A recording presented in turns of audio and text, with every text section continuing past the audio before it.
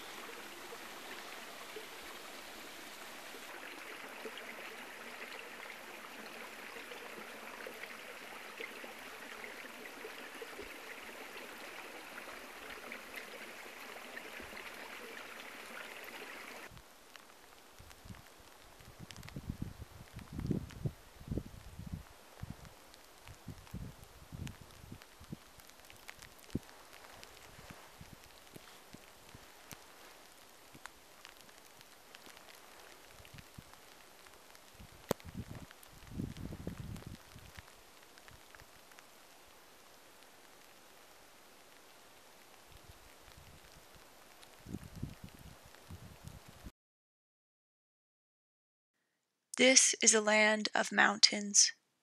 That is what my map tells me. It speaks with the confidence of sure and deep lines. It says, "Come, ascend here, and I promise you will see earth and sky unhinge and bleed together." It speaks as if mountains will always be. People will leave us, mountains will not. They are a sure place.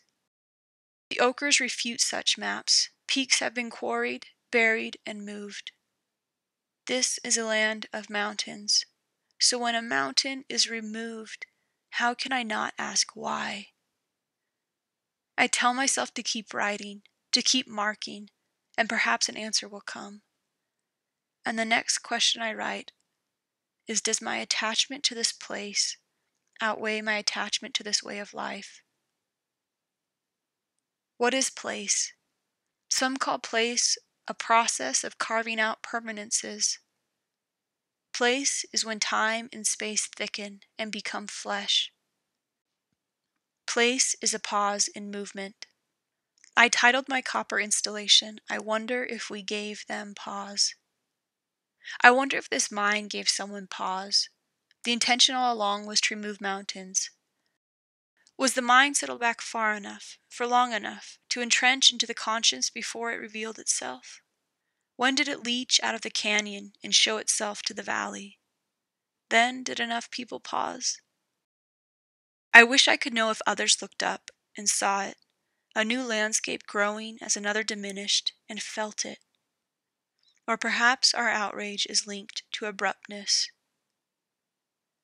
Thomas McGuane said that all literature is about loss, or the recognition of loss. Yet tales of loss cannot be an incessant dirge. To create a sense of loss, there must first be praise. It is light that creates shadows, and so to feel loss, there must first be love. There are the mountains, there is the pit. I must carry both. So I praise, and so I recognize loss. I grieve and love at once, for I found the first veil of tears, whether of joy or sorrow, sharpens my sight. Perhaps I've been trying to answer my own question, pausing to disperse my marks into the reservoir of life and words, saying, I cared.